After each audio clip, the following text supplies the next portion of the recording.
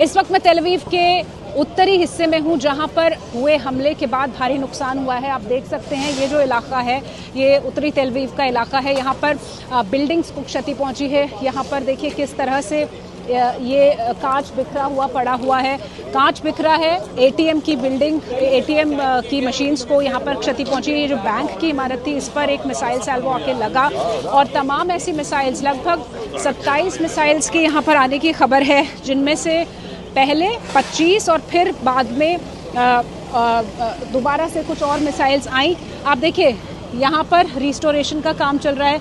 पुलिसकर्मी हैं, एम्बुलेंसेज यहाँ पर मौजूद हैं और जो भी टूट फूट हुई है उसको पहले क्लियर किया जा रहा है ताकि जो मूवमेंट्स हैं वो क्लियर रहें। और यहाँ पर आपको ये भी बताएं कि एक तरफ तो ये रेस्टोरेशन हो रहा है, एम्बुलेंसेज से लोगों को ले जाया जा रहा है, दूसरी तरफ ये कोशिश की जा रही है कि जल्द से जल्द फिर से अगर कुछ इस तरह का अलर्ट होता है तो लोगों को कैसे सुरक्षित रखा जाए। ये कॉन्फ्लिक्ट बड़ा होता हुआ दिखाई दे रहा है और अमेरिका के इसके शामिल होने के बाद इजराइल में इसका गहरा प्रभाव भी दिख रहा है।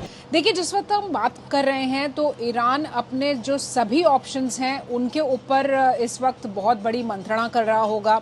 क्या स्ट्रेट ऑफ हॉर्मुज को बंद किया जा सकता है, क्योंकि वो सिर्फ किसी एक नेशन के लिए नहीं है, पूरी दुनिया का जो 30% गेटवे है जो पास होता है वहाँ से, और उसमें उसके अलाइज भी शामिल है, जैसा प्रणय भी बता रहे थे। चीन भी वहाँ पर शामिल है, दूसरे देश भी वहाँ पर शामिल हैं। तो क्या वो एक हल हो सकता है या फिर वो अपने मिलिट्री ऑपरेशंस को आगे लेकर जाएगा? तो इस पर पूरी मंत्रणा यहाँ पर चल रही है अर्पिता। दूसरी बात, यूएनएससी की इमरजेंसी मीटिंग कॉल की गई है। क्या वहाँ पर कोई समाधान निकल सकता है? लेकिन उसकी जो पॉसिबिलिटी है वो कम नज़र आती है। तो ऐसे में इजराइल और ईरान दोनों ने ही एक पुख्ता प्लानिंग की होगी कि अगर इस तरह से कोई एक्शन लिया जाता है ईरान की तरफ से तो क्या फिर यूनाइटेड स्टेट्स एक बार फिर कुछ एक्शन करता है, इजराइल किस तरह से अपने हमले तेज करता है, ईरान के लिए कितना ज़्यादा ये मुश्किल होगा स्ट्रेट ऑफ हॉर्मुज को बंद करना, क्योंकि उसके अपने हित भी इससे जुड़े हुए हैं अर्पिता। तो क्या वो अपने आप को नुकसान पहुंचाएगा? जैसा कि अभी प्रणय बता रहे थे कि एक सुसाइडल अटैक कहा गया है अमेरिका की तरफ से अगर स्ट्रेट ऑफ हॉर्मुज को बंद किया जाता है।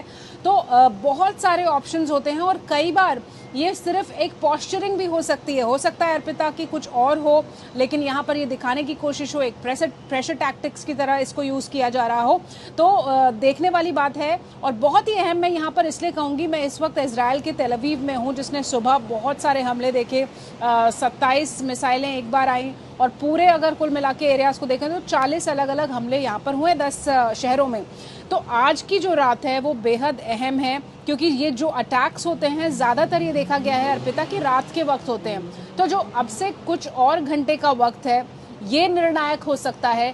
क्या ईरान चाहता है, क्या वो इस ऑपरेशन को आगे ले जाना चाहता है, या फिर कोई और समाधान है जिस पर वो काम कर रहा है, कोई और डिप्लोमेटिक मेजर है जिसके जरिए वो हल निकालना चाहता है। लेकिन एक बात बिल्कुल साफ है, आज 10 दिन हो गए हैं इस पूरे युद्ध को, दोनों तरफ से डी एस्केलेशन के कोई आसार नजर नहीं आ रहे हैं। स्ट्रेट ऑफ हॉर्मुज को बंद करने की जो बात है वो भी बहुत ज्यादा मुफीद नहीं लगती है ईरान के लिए, क्योंकि उसका अपना हित यहाँ से जुड़ा है, उसके अपने एलाइज का बहुत बड़ा कारोबार इस स्ट्रेट ऑफ हॉर्मुज से जुड़ा हुआ है। तो देखना होगा कि आज रात को इजराइल पर क्या एक और बार रिटेलिएटरी अटैक होता है या फिर इजराइल इस ऑपरेशन को आगे लेकर जाता है। तो ये सब कुछ साफ हो सकेगा कि ईरान आखिर उसका रुख क्या है।